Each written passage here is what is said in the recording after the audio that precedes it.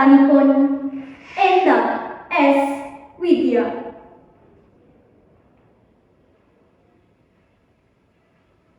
Aku ngadeg jejeg ing bumi budaya Ngayogyakarta. Kutha kang dudu sawantah kutha nanging nyawani panguripan. Tuwa ing saben swara, tuwa ing saben pabudi.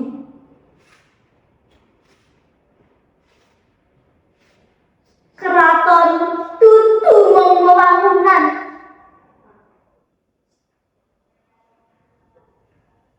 nanging pralambang derajat lan martabat.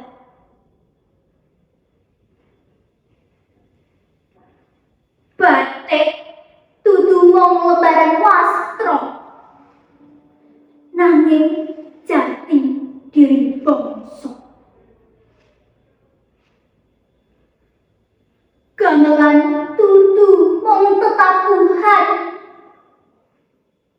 nanging donga liri dumeling jroning dada peradaban.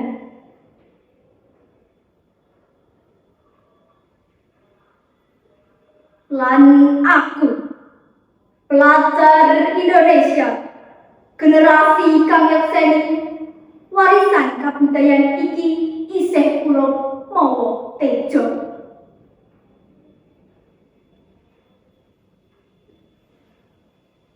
Mangertiya kabudayan ora mung simpen rapet. Kabudayan ora cukup pinuja nuli linerwa.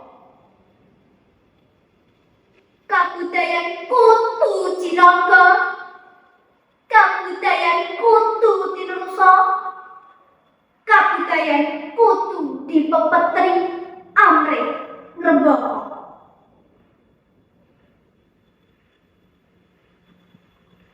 Aku moh yen tradisi mung ginawe sunyo. Aku moh yen budaya mung dadi catatan ing buku sejarah. Dak senggo kabudayan iki tetep dadi brama, lan brayang rukun dadi kasantosan.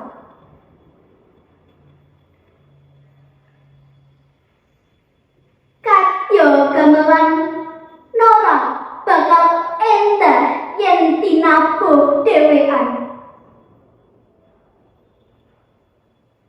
Laras-laras kang beda nora bengkerengan adu kakuwatan. Nanging nyawiji nuwuhake endahing gendhing pamuripan.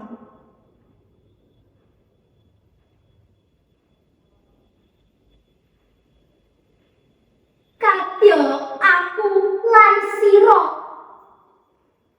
beda jangka, beda swara, beda lakon. Nanging mengku pangajap sawiji Indonesia.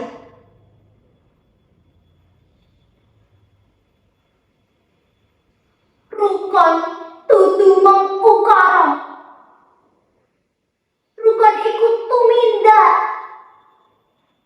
bebarengan jaga, bebarengan jumangka, bebarengan mangun upaya.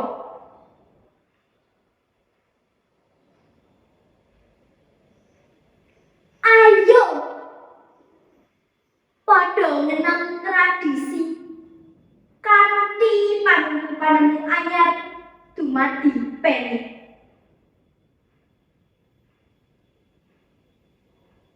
Ngemban budaya lumebu jaman saiki.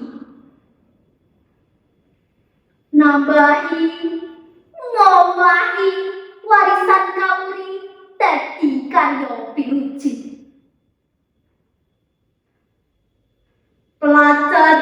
Indonesia dudu mung marisi nanging kripto krida nyata. Budaya iku ayat, rukun iku kuat, daya cipta iku talent anyar. Pelajar Indonesia kudu njaga sabudayanya kinanti tresna karya lan anteping jiwa. Sadmo bathuk sanyang bumi saka Ngayogyakarta kanggo Indonesia.